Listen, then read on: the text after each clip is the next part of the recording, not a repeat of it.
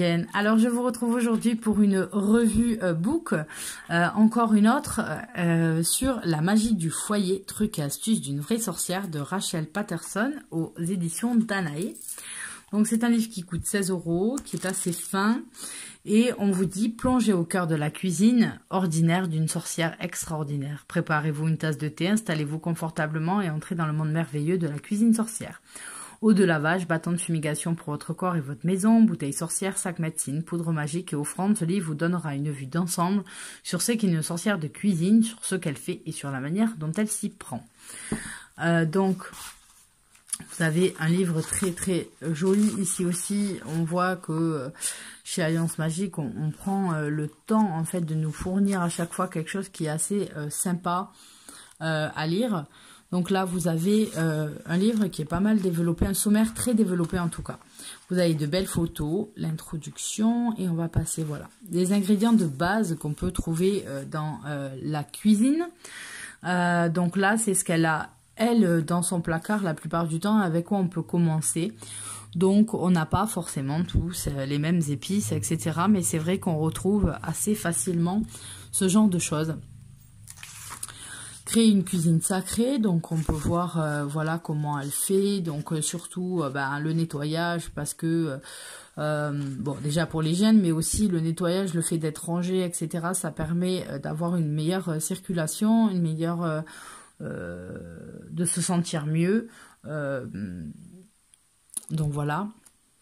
Un hôtel de cuisine, là vous avez en fait les correspondances, par exemple un oignon renforcé et purifié, il y a plein de choses comme ça, les aromates, protection guérison par exemple pour l'ail, la roue de l'année, donc on va vous montrer comment célébrer par exemple les sabbats, comment elle fait, donc elle commence par Yule et vous avez à chaque fois un petit passage comme ça sur comment elle fait son hôtel.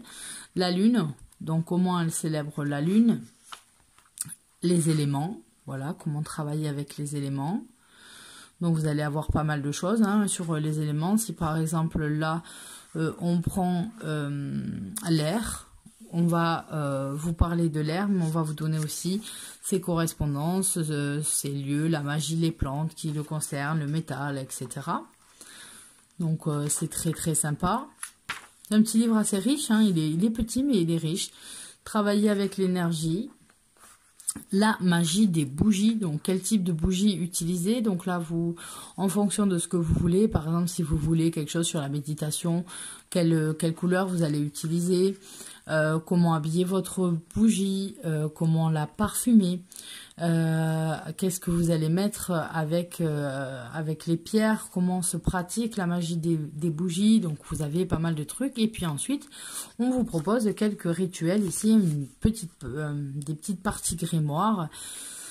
Donc par exemple, sort de magie des bougies pour la force, le courage et la confiance en soi. On vous dit ce que vous avez besoin et comment vous devez faire. Alors, les arts, ce qu'il vous faut, bénédiction de magie naturelle pour le cœur de la maison, comment bénir votre maison. L'eau de lavage, voilà, tous usages pour le sol. L'eau de fluoride, c'est pas exactement la même recette que je fais moi, mais moi, c'est vrai que je m'en sers ça sent bon, mais je m'en sers aussi, voilà, pour passer, une fois que c'est fait, sur les plans de travail, etc. Pour avoir pas qu'un nettoyage physique mais aussi un nettoyage énergétique.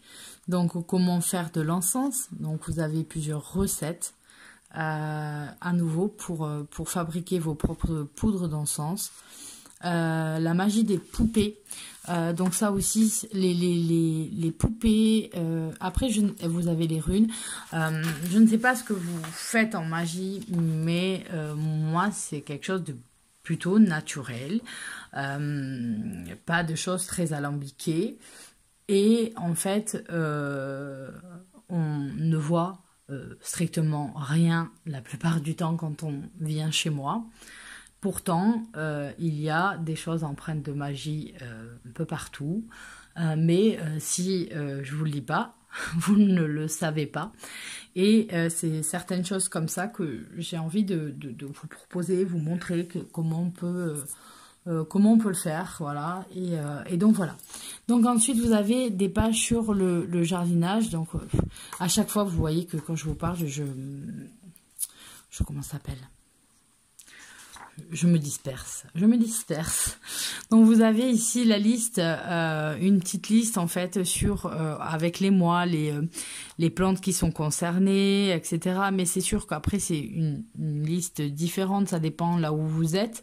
Vous allez parfois avoir trop d'avance sur certaines fleurs où elles vont rester plus longtemps qu'à d'autres endroits. Et après, vous avez toute une place sur la méditation, mais différentes méditations que vous pouvez faire. Donc, moi, ce que je vous conseille aussi quand vous avez des méditations comme ça, de lire quelque chose qui vous plaît. Et si vous voulez être dans le thème de ce que vous avez lu et ne pas avoir à réfléchir et vraiment vous mettre dans votre méditation, moi, parfois, ce que je fais, c'est tout simplement de m'enregistrer calmement, mettre la musique que je veux, etc. Je me fais une bande son, en fait, si vous voulez. Et ensuite, je mets ça dans mon oreille en fonction de la méditation que je veux faire. Ça vous fait une petite compilation de différentes méditations en fonction du travail que vous faites. Et ça vous permet, en fait, de laisser votre esprit vous écouter, vous suivez petit à petit, etc. Ça vous laisse le temps et ça vous permet de vraiment être dans cette bulle-là. Voilà, moi ça fait un petit moment que effectivement avec le rythme que j'ai, alors que au contraire c'est ce qu'il faudrait faire, mais je n'ai plus trop le temps ou ne serait-ce que la force en fait d'entrer en méditation, et parce que sinon je risque même de dormir tellement je suis fatiguée. Mais ça fait beaucoup de bien. C'est vrai que je ne vois pas parfois le temps passer, je n'explique pas, c'est-à-dire que je me dis ben allez, tu te prends 15-20 minutes et tu le fais. Une fois, je me suis dit, bon, ça va te détendre avant de dormir. Je l'ai fait. Le problème, c'est que j'ai pas dormi, puisque j'étais vraiment en état méditatif. Je vivais une expérience particulière. Et en fait, quand je suis sortie de mon état de méditation en disant je vais aller me coucher, je me suis aperçue que plus de 4 heures étaient passées. Donc je n'ai pas vu le temps passer, je ne l'explique pas. Mais effectivement, ça fait beaucoup de bien. Donc voilà pour ce petit livre de trucs et astuces, c'est plutôt sympa à garder sous la main. Donc voilà, si vous voulez un petit moment détente, ça c'est plutôt pas mal aussi d'avoir ça. Allez, je vous fais à tous de gros bisous et je vous retrouve très bientôt, bye bye.